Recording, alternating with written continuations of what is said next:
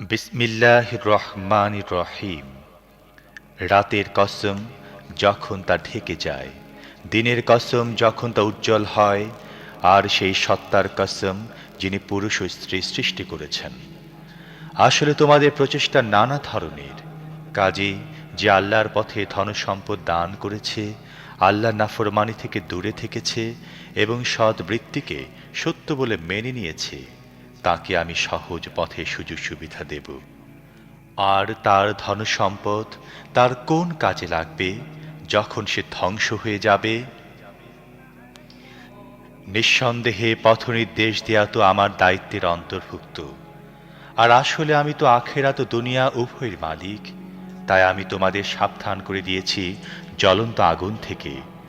যে চরম হতভাগ্য ব্যক্তি মিথ্যা আরোপ করেছে ও মুখ ফিরিয়ে নিয়েছে, সে ছাড়া আর কেউ তাতে ঝলসে যাবে না।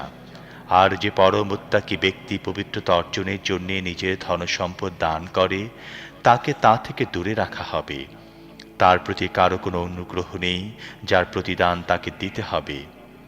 সে তো কেবলমাত্র নিজের রবের সন্তুষ্টি লাভের জন্য এ কাজ করে, আর তিনি অবশ্যই তার প্রতি সন্তুষ্ট হবেন।